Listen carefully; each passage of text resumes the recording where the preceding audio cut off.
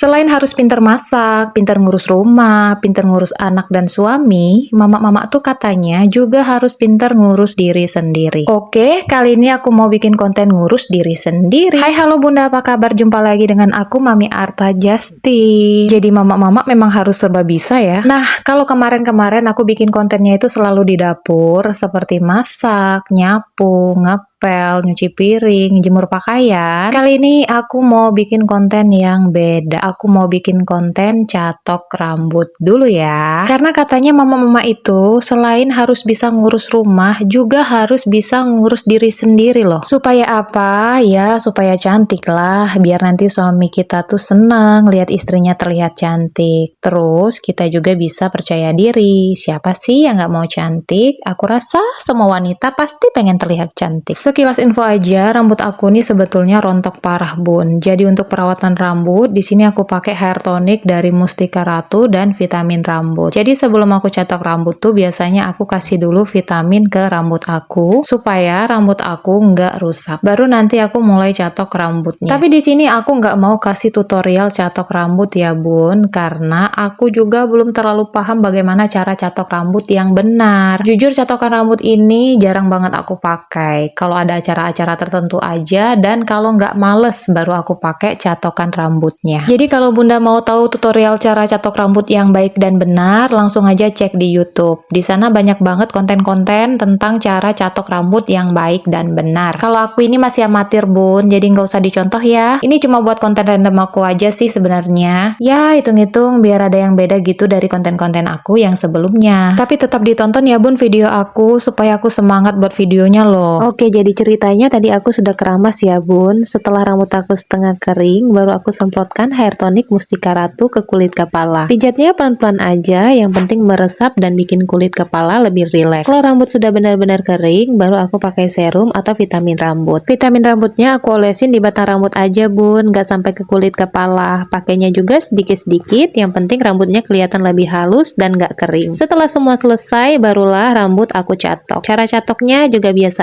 aja, gak pakai metode atau teknik khusus. Karena jujur aja aku masih amatir, hehe. Kalau catok rambut sendiri sih masih bisa bun, tapi jangan suruh ya catok rambut orang lain. Gak yakin aku hasilnya bakal bagus, takutnya malah jadi tambah rusak bukannya cantik, hehehe. Oke bun, seperti yang aku bilang dari awal, jadi ibu rumah tangga itu bukan cuma soal ngurus anak, ngurus suami, dan ngurus rumah aja. Kita juga harus bisa ngurus diri sendiri. Nggak harus mahal, nggak harus ribet, yang penting kita tetap merasa rapi, segar, dan percaya diri di rumah. Jadi intinya bun, di tengah semua peran yang kita jalani setiap hari sebagai istri, sebagai ibu, dan sebagai pengurus rumah, jangan sampai kita lupa satu hal penting, yaitu menghargai diri sendiri. Seringkali kita sibuk memastikan semua orang di rumah baik-baik saja, anak kenyang, suami nyaman, rumah rapi, tapi kita lupa bertanya ke diri sendiri, aku hari ini sudah peduli sama diriku belum? Merawat diri itu bukan soal ingin kelihatan cantik di mata orang lain, bukan juga soal ingin dipuji atau dianggap hebat, tapi tentang bagaimana kita mengakui bahwa diri kita juga capek, juga butuh perhatian, dan juga pantas dirawat. Sekadar keramas dengan tenang, memijat kulit kepala pelan-pelan, ngerapiin rambut walaupun di rumah, itu semua adalah bentuk kecil dari menghargai diri sendiri. Karena saat kita mau meluangkan waktu buat diri kita,